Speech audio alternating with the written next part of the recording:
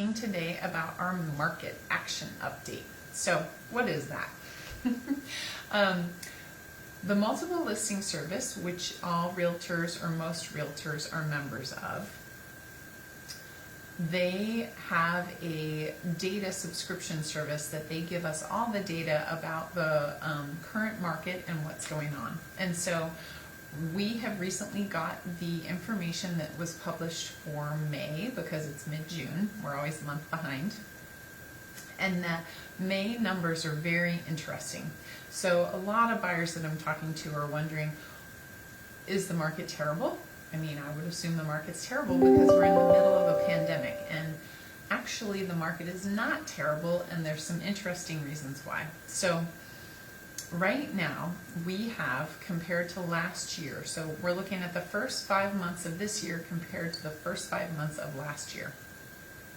May of this year, we have 15% less sellers in the market. And so as you can imagine, that's affecting buyers not in a positive way, in a negative way, because there's less availability on the market. And so there's more competition for the existing properties that are on the market.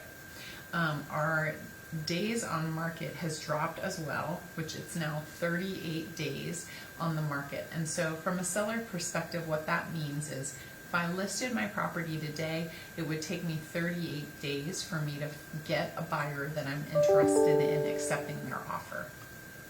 And of course, these are all averages. In addition to a drop in new listings, we have a drop in pending sales. So there's almost 9% less pending sales this time of year compared to last time at the same time of year. And then additionally, we've dropped 7% as far as closed sales.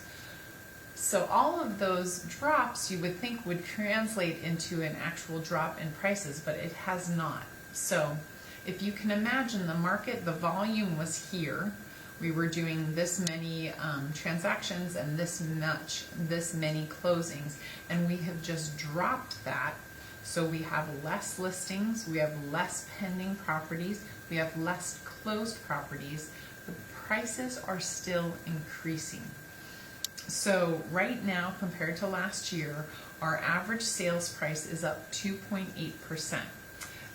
And that translates from an average sales price of $452,000 to now $465,000.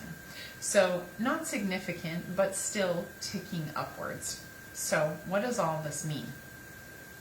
Because interest rates are so good, it's still a great time to buy a property, although there's more competition than you might expect, and it's a little bit harder to find a property that you want.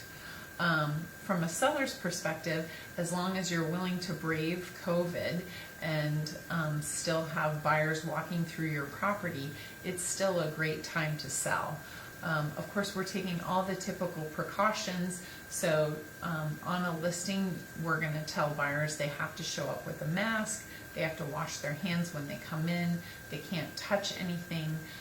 But of course, you're still going to have strangers walking through your house, which translates to the reason why there's so many less listings in the market currently.